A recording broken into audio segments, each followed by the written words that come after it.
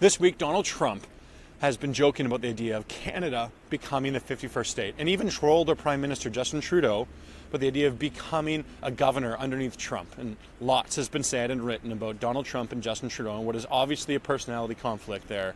And I, for my part, am not getting into it. But I do want to respond to what has been a tragic response from some Canadians who are inviting this idea. And unfortunately, to my dismay, it's Canadians on the political right that are asking for the conquering of Canada by a foreign power. And I know this is a joke, but that instinct still needs to be responded to.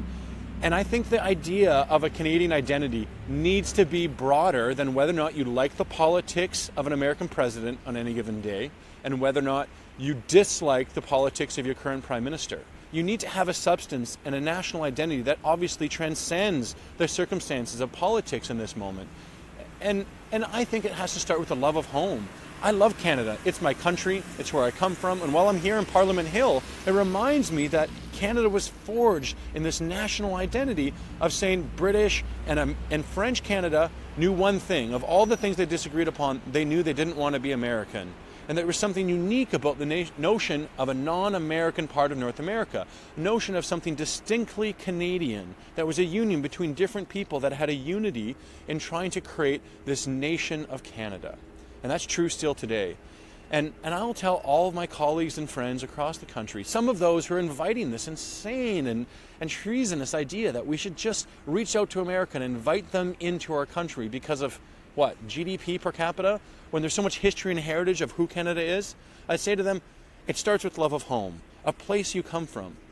But if that's not convincing enough to you to instill a sense of patriotism in you, I'll add this, that in so many ways it's not your decision to make, that generations upon generations of Canadians have sacrificed to build this country, that they've made decisions that have allowed us to have a free and prosperous nation that is Canada and not America.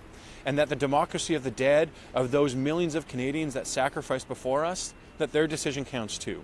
And before we throw it out, and before you go rushing into the arms of a foreign country, asking them to walk on into what they have built, consider what they would say and the sacrifices they have made for this country. That's my invitation. And I for one, am a proud Canadian, a proud Albertan, and someone who wants to see Canada thrive.